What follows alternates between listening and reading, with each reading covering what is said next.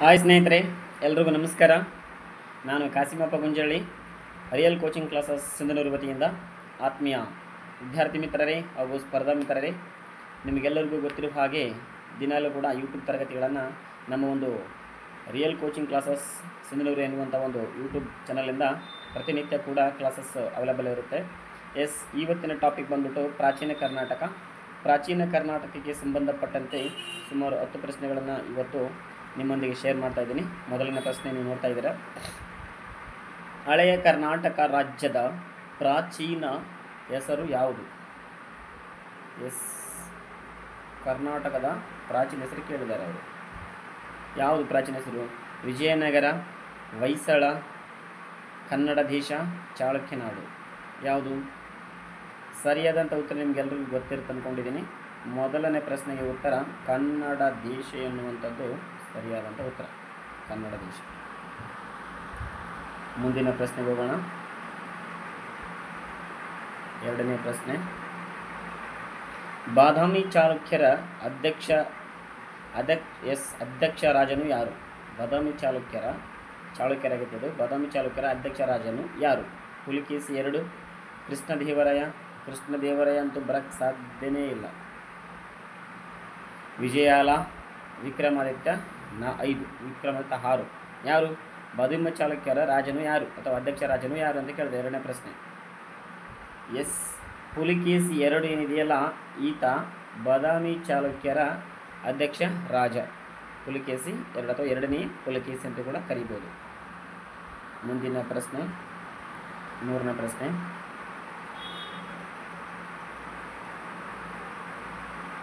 ನೋಡ್ರಿ, ಹೊಯ್ಸಳ ರಾಜಧಾನಿ ಯಾವುದು? ಬಾದಾಮಿ ಚಾಲುಕ್ಯರ ರಾಜಧಾನಿ ಬೇಲೂರು, ಹೊಯ್ಸಳರು.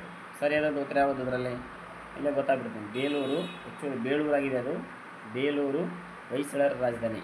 ಹಂಪೇನಲ್ಲ, ಮಂಡ್ಯನೂ ಅಲ್ಲ. ಹಂಪೆ ವಿಜಯನಗರ ಸಾಮ್ರಾಜ್ಯದ್ದು. ರೈಟ್. ಮುಂದಿನ ಪ್ರಶ್ನೆ, 4ನೇ ಪ್ರಶ್ನೆ.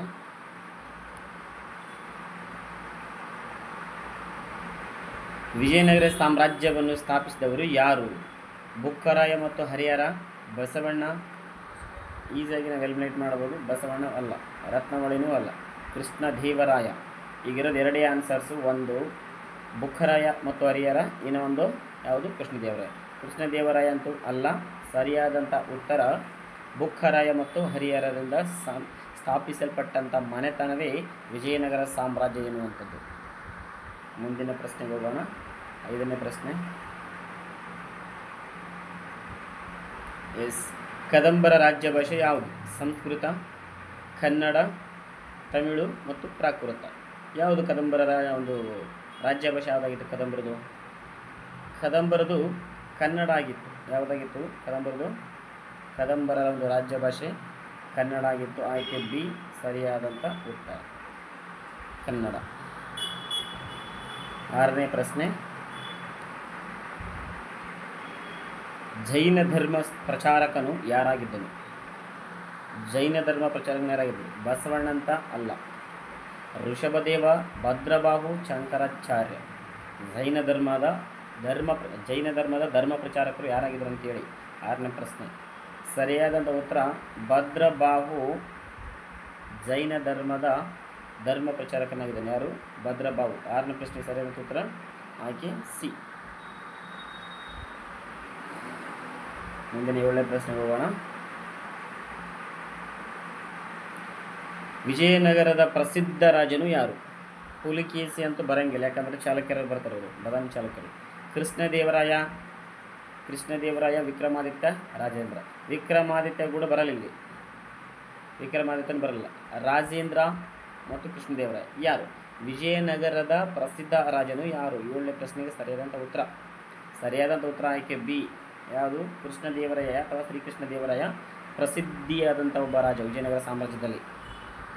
ಮುಂದಿನ ಪ್ರಶ್ನೆಗೆ ಹೋಗೋಣ. 8ನೇ ಪ್ರಶ್ನೆ.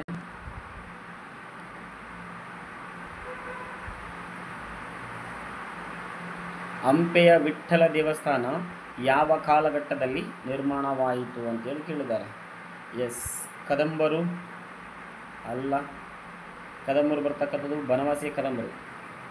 ಬಾದಾಮಿ ಚಾಲುಕ್ಯರು, ಬನವಾಸಿಯ ಕದಂಬರು ಅಲ್ವಾ. ವಿಜಯನಗರ ಗುಪ್ತರಿಗೂ ಸಂಬಂಧಪಡಲ್ಲ. ಚೇರ ಈ ಮನೆತನಗಳು ಸಂಬಂಧಪಡಂಗಿಲ್ಲ.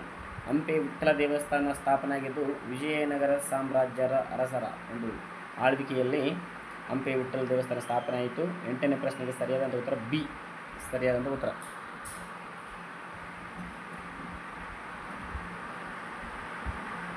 ನೆಕ್ಸ್ಟ್ 9ನೇ ಪ್ರಶ್ನೆ.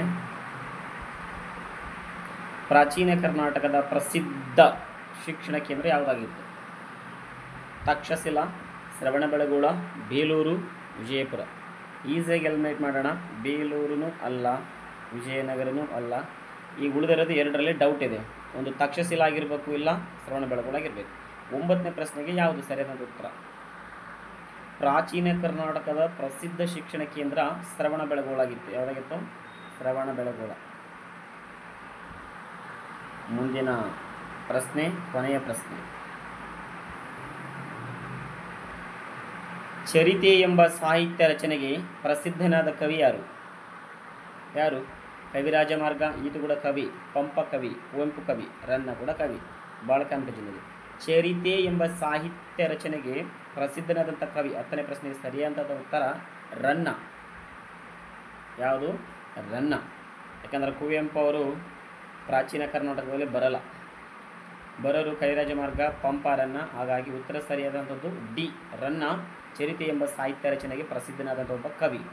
ಓಕೆ ಆತ್ಮೀಯ ವಿದ್ಯಾರ್ಥಿಗಳೇ ಹಾಗೂ ಸ್ಪರ್ಧಾ ಮಿತ್ರರೇ, ಇವತ್ತಿನ ತರಗತಿ ಭಾಳಷ್ಟು ಯೂಸ್ಫುಲ್ ಅಂದ್ಕೊಂಡಿದ್ದೀನಿ. ಮುಂದಿನ ತರಗತಿಯಲ್ಲಿ ಮತ್ತೆ ಯೂಟ್ಯೂಬ್ ಚಾನಲಲ್ಲಿ ಕಾಣಿಸ್ಕೊಂಡು ಎಲ್ರಿಗೂ ನಮಸ್ಕಾರ.